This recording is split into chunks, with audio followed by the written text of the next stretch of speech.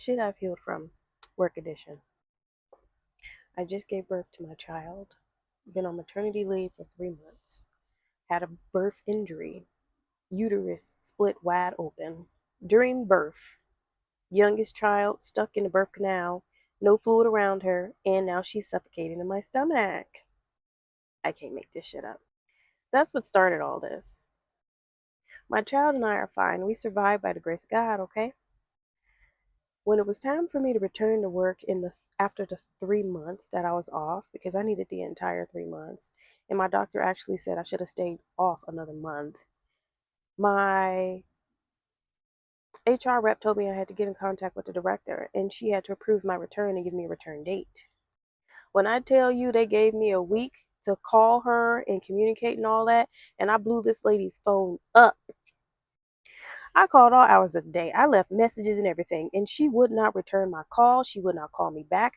I spoke to the supervisors on staff to see if anybody knew where this director was, and they was like, yeah, we told her, we told her, we told her. Everybody telling this woman that I'm calling, and yet she's dodging me. Keep in mind, we don't have the best relationship. That decline is another story. So after calling every day, I get a call back from HR saying, hey, I thought you were supposed to return to work. Why haven't you returned to work? I let her know that this woman has been ghosting me. Keep in mind, they were real stern on the phone and they seemed like they were really upset and frustrated and as if I didn't want to go back to work. I have run through my savings. I need to go back to work. So I explained to them what happened, letting them know that, hey, this woman hasn't returned my call. She's been ducking and dodging me. And what am I supposed to do? They said, okay, I'll give you 2 more days. If she doesn't communicate with you, let me know and we will reach out to her to find out what's going on. I did exactly that.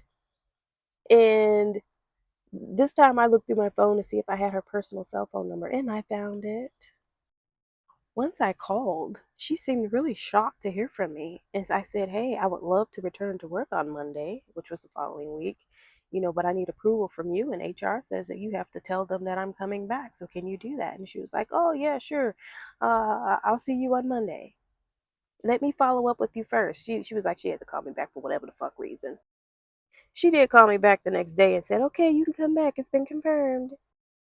I get back to work and a coworker pulls me aside. Several coworkers actually pulled me aside and said that they told everybody that there was an opening from 7 to 3 coming up and that they were taking bids for who had the most seniority and who wanted it. The only position that was open was mine, and that's because I was on maternity leave. This woman thought I wasn't coming back and tried to make sure I didn't come back. For several employees to pull me aside in confidence to tell me that this woman is taking bids? Come on. No, I did not report it to HR because that's something that I could not prove. And I've learned from all my other instances that if you don't write it down, it didn't happen. If you don't have proof of it, it didn't happen. Now, I'm still in touch with HR because I got an upcoming surgery coming up because they have to repair my uterus. They have to repair my birth canal and all the other stuff in there that got busted up and shut up and poked and prodded and stretched because I had this birth injury. I have the surgery, but at this point, I have no PTO, no sick time, no more FMLA. I have nothing. So if I don't work, I don't get paid. I found out from one of my coworkers that he was coming in on the weekends to work just to fill up trucks and do whatever little jobs that they had for him to do on the clock, even though he worked Monday to Friday. Then he confided and told me that there were a couple of other people that were doing the same thing. They were coming in on Saturdays and Sundays to make a little extra cash. Here I am trying to seek approval, doing things the right way. So I reached out to my director because she's in charge of letting us do that, and I needed her approval. This hoe told me no. She literally sent me an email, a formal email saying that I am not allowed to come in, nor will I ever be allowed to come in and work extra hours on the weekend outside of my own hours, and that I should not ever ask again. That was the gist of what the email said. I think I still have that email. If I can find it, I'm going to show you guys.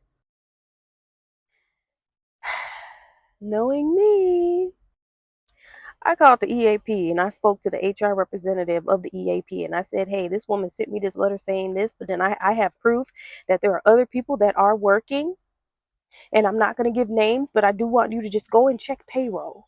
Check payroll. It'll tell you who's working on the weekends for extra hours outside of their normal shift, even when there's no other shifts available. This woman had favorites.